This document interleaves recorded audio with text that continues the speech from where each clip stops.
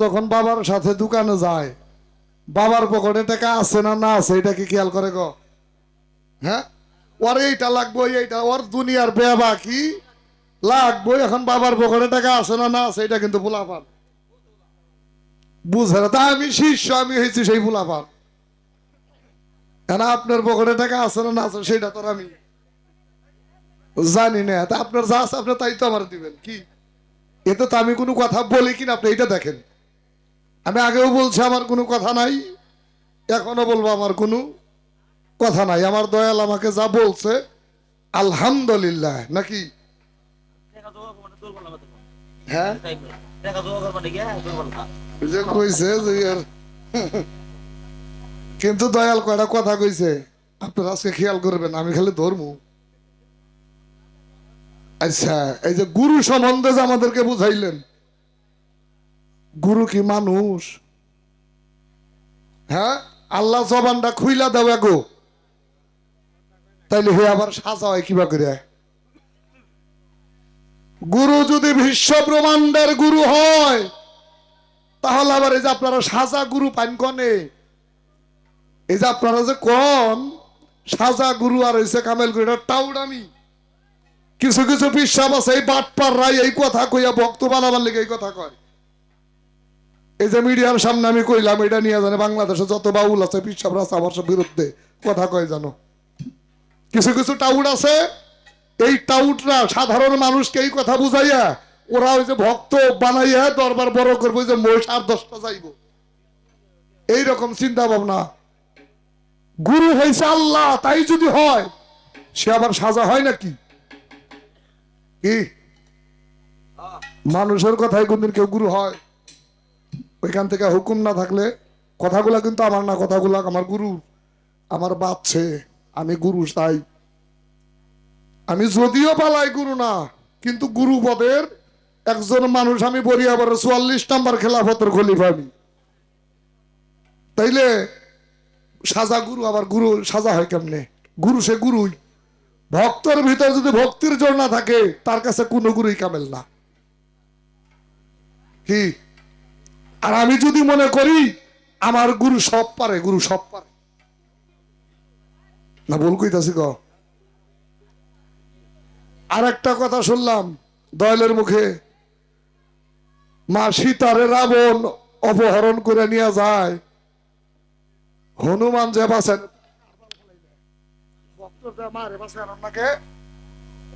আজাইরা কথা নিয়ে এই মঞ্চে, ভক্ত যদি গুরু মারে বাঁচায়, গুরু কি করে? কথা হিসাব করে কন্যা কার মান কথা হানি খাড়া হইতাছে। রাম কনে ছিল সেদিন, বিবি হয়েছে, হ্যাঁ দায়িত্ব কার? আমার স্ত্রীর ইজ্জত কার কাছে? আমার কাছে না? তাহলে এইটা আমি আর একজনের উপর ছেড়ে দেবো? তাহলে আর গুরুগিরি গেল কনে? এই যে কয় রাম যে সত্য নারায়ণ ত্রেথায় রাম, ত্রেথায় যে উনি অবতার হইয়া রাম রূপে যে আসলেন, এই সেই নারায়ণ। তাইলে তুমি ভক্তরে যে এই যে লঙ্কায় পাঠাইলে, তাহলে তোমার গুরুগিরি কো না কইবেন? আমার কাছে প্রশ্ন করছে, বাবার বিরক্ত হইতেছেন?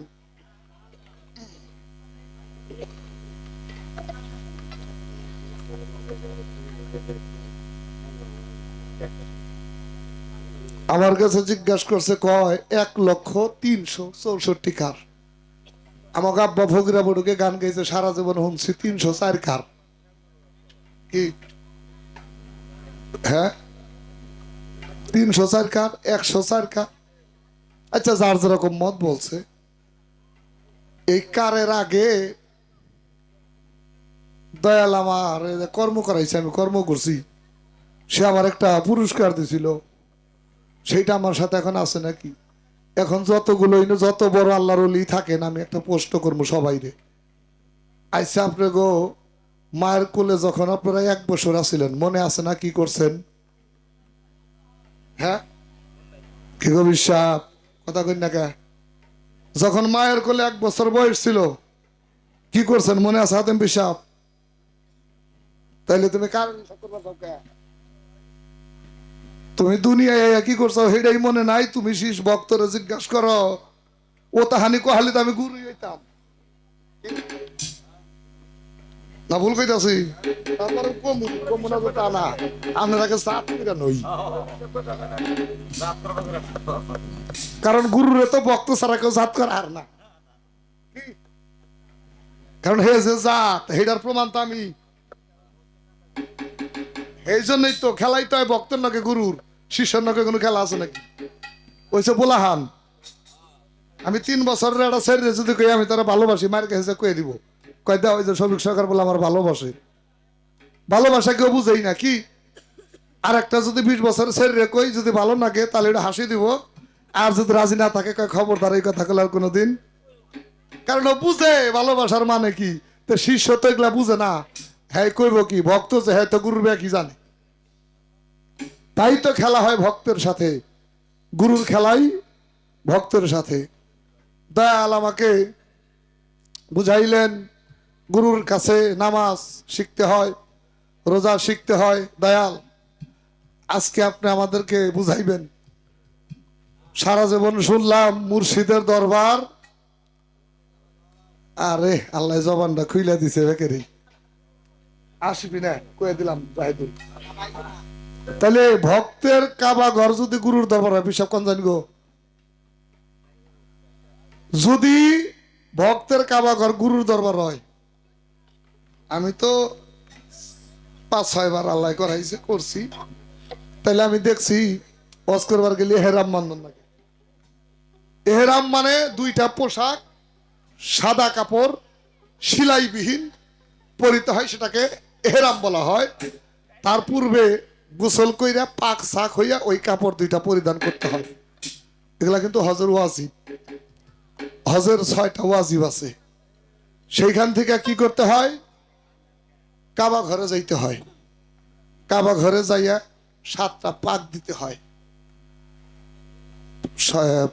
7টা পাক শেষ হইলে যার সামর্থ্য আছে হাজরে আসওয়াতের মধ্যে চুমা খায়, আর যার সামর্থ্য নাই দূর থেকে কয় লাব্বাইক আল্লাহুম্মা লাব্বাইক, আল্লাহু আকবার। এই কথাকে হাতের মধ্যে চুমা খায়, মানে আল্লাহটা কবুল করে নিল। তারপরে মকামে ইব্রাহিমে গিয়ে 2 রাকাত নামাজ পড়ে। তারপরে সাফা মারওয়া সাহিকরণ লাগে, মানে ওই যে ইসমাইল আলাইহিস সালামের মা হাজরা যে দৌড়াদৌড়িটা করেছিল পানির জন্য, সেইটা যারা হজ করতে যায় তাদের শর্ত হইতে 7 বার সাফা মারওয়া সাহি করতে হয়। তারপরে মিনায় যাইয়া পাথর চেঙ্গান নাকি শয়তান রে, মুজদালিফায় এসে রাত্র যাপন করতে হয়। তারপরে আইসা মাতা চাচন নাগে নাই রাওয়ায়, হজ শেষ। দয়াল জমজমের পানিও খাই আজিরা। এই যে আপনার বাড়িতে যে আমি জামু, এই গোসল করে পাক পবিত্র হইয়া এই এহেরাম বানমু কি দিয়া, এই কাপড় কোন দোকান থেকে কিনন নাকে? আপনার দরবারে যাইয়া আমি তো কোনো বক্তরে কোনো হানে ঘুরতি দেখি না। কিছু কাক বক্তা আছে, ওরা যায় খালি খাম খাম খাম খাম করে খাবার নিকে। আচ্ছা তাহলে এই যে ঘোরাঘুরির ব্যবস্থাটা কি বেটা কুয়ে দিবেন? খারাপ না কা? এই যে আসোয়াত পাতরে চুমা দেয়, এটা আপনার আপনার দরবারে যে আমি কনে দিব। এই যে মিনা মুজদালিফা এটা কনে, সাফা মারোয়া এটা কই, মাকাম ইব্রাহিম এটা কই। জেলাভি পেঁয়াজে এই বাজে খাইতির গলা, কিন্তু পেঁয়াজ খুইলা খান না কেনা, কামড় দিলেই খাওয়া হয়ে যায়। তাহলে দয়াল আপনার জায়গায় থেকে আপনি যেইভাবে পারেন আজকে আমাকে এইটা বুঝাই দিবেন, আমরা পাক্কা আজি হইয়া যার যার বাইতে যাবো। কি করেন রোশন চন্দ্র দরবার থেকে আজি হয়ে যাবার চাই না? আজি হইলেই বলে হার গুনা মাপ, এনা কয় হাজি বান্দার নাই রে গুনা কি? তাহলে তাহলে নেড়ে বুঝাই দিয়েন আগাড়া গান কই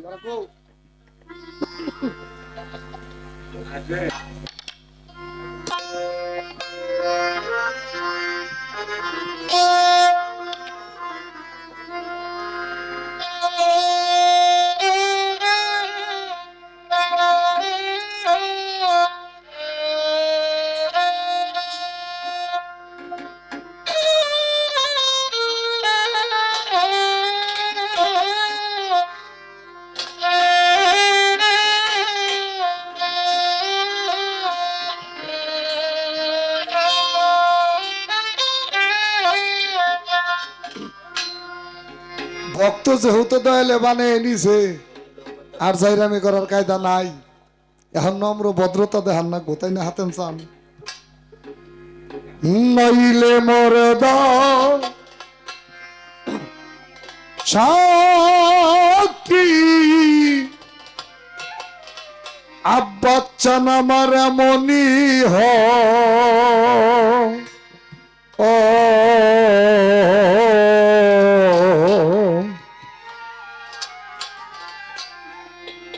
ওই চরণে দাসের যজ্ঞ নয়, আমি আমার দয়াল চাঁদ ওই চরণে দাসের যজ্ঞ নয়।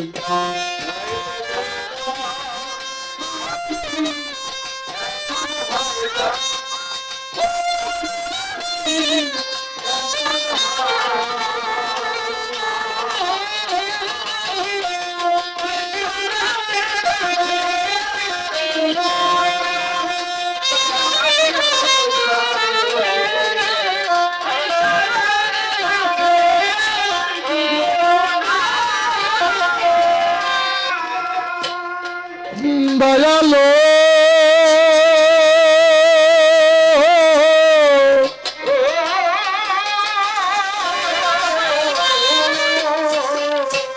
ওরে দয়াল ভাব আমি ভাব জানি নে প্রেম জানি নে তবু দাসী হতে চাই চরণে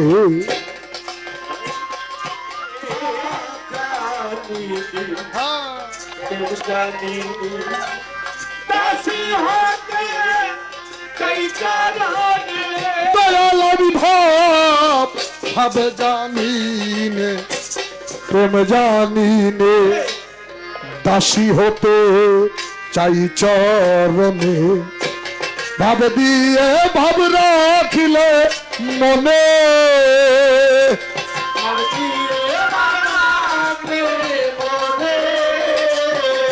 দয়াল ভাব দিয়ে ভাব রাখিলে মনে সেই সেই রাঙ্গা চরণে পাই ভবে সেই সেই রাঙা চরণ পাই ওই চরণ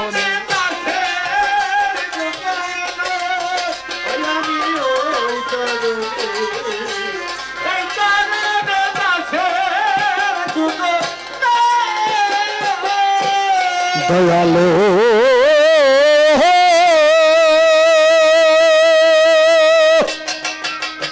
আঞ্জু চান আব্বাস ও দয়াল রে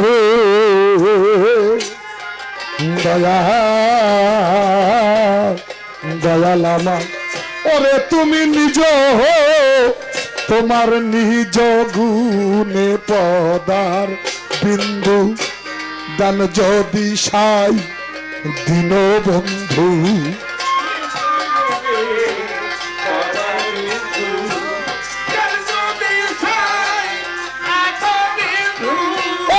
তোমার নিজ নিজ গুণে পদবিন্দু জ্ঞান যদি সাই দিন বন্ধু কবেই তোরি এই ভব সিন্ধু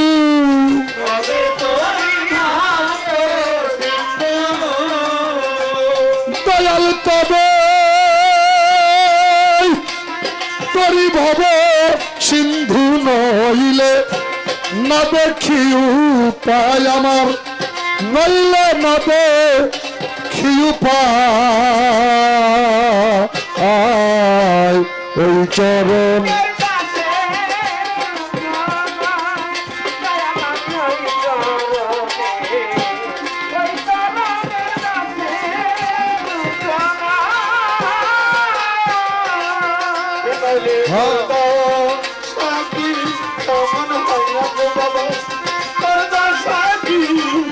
অমর হো ওই কারণে দাসের গুণানা আমি